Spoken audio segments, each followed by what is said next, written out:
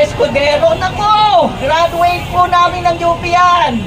Ikinahihiya ho namin. Ilang beses po namin ni-roll call si Sara Duterte. Diyan sa wala mong pagkaintindi ng fourth wheel, ay ikaw ay nawalan. Sa Anglen, hindi lang sa Eden, papanet siya live sa kalsada, pinapakita kung saan may sobra. Bato, bumaba ka na dyan! Ako po, may sektor kayong nakakalimutan, ang mga puti ang buhok. Pero po, ayun, nagkakawayan kami mga senior.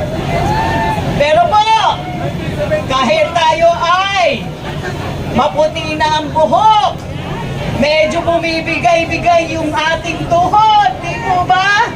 At isang damakmak na ang inuunom nating mga gamot dyan, nang tayo ay kakain. Kami po, kahit isa sa amin dito, Bato, hinahamon ka namin! Baba ka dito!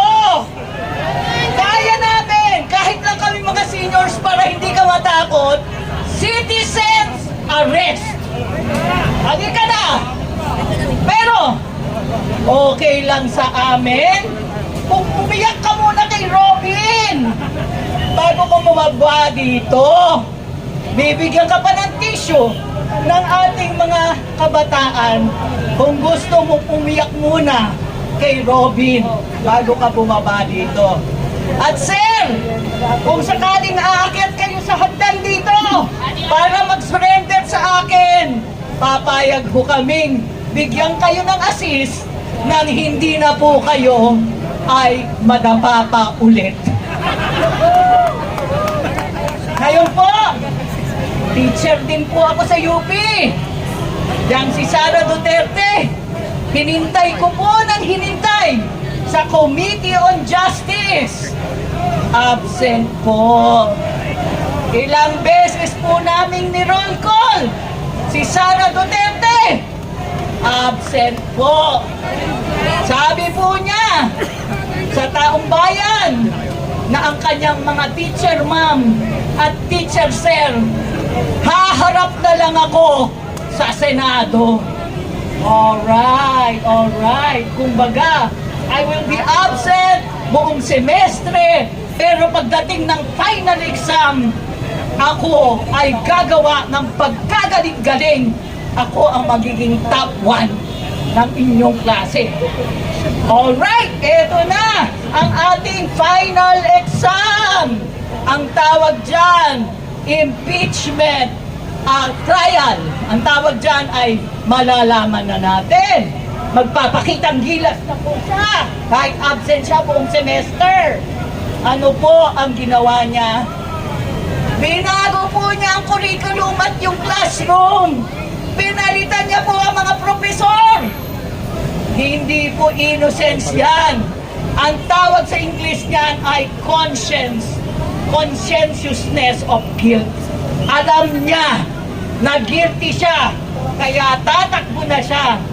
Tulad ng pagtakbo ni Bato sa kanyang arrest, ganon din ang pagtakbo ni Sara Duterte sa korte na maghuhusga sa kanya ng kanyang pagka-guilty.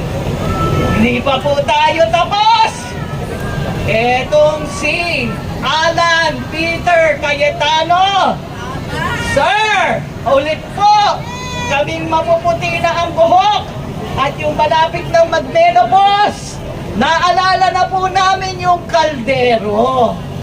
Ikwento po namin sa inyong mga kabataan ang corruption issue. Isa sa mga unang may corruption issue ay ang ating new Senate President.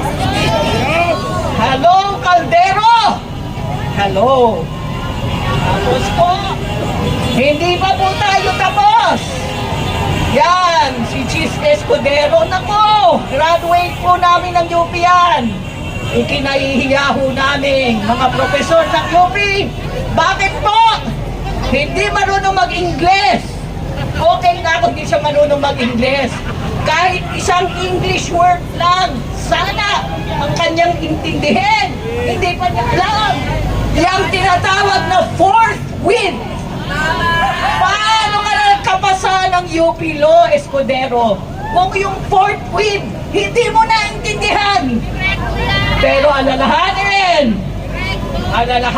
na dahil dyan sa wala mong pagkaintindi ng fourth win, ay ikaw ay nawalan ng malaking pagkabilib sa iyo ang mga tao. Remember, last year, nag-aambisyon niyang magpresidente. Ano siya ngayon? Kaya sir, maaari namang dahil sa isang salita, forthwith ay bumaba ang iyong mga ambisyon. Kaya mga ma'am, sir na senador, alalahanin kahit gaano kataas ang inyong posisyon, kahit ilang tao ang inyong paligiran ng inyong sarili ng mga security, hindi pa rin kayo makakatakas sa galit ng taong naniniwala sa katarungan at handang maningil sa mga magnanakaw. Sino po yung mga magnanakaw na yan? Sino pa po? Sir Joel, ibalik nyo na po ang inyong kinita sa flood control. Cheese Escudero, ibalik na po ang inyong kinita sa flood control. Senator Jinggoy, ibalik nyo na po ang inyong pinakikita sa flood control. Mga kababayan, lahat tayo, pati ang ating kapulisan, pati yung ibang sentimiento na nagrarally sa kabila, isa ang hihilingin natin. Maari ba masunod na ang batas? Maari lang ba? Meron tayong konstitusyon, may proseso, whether flood control, whether impeachment, whatever corruption, whether kaldero, pwede ba sundin ang batas, magkaroon ng proseso, litisin ang kailangang litisin, kung inosente, kung hindi. Kung susundin nyo ang batas, Senado, kung susundin nyo ang batas, mga korte, wala sa ating nagdudusa sa init na ito.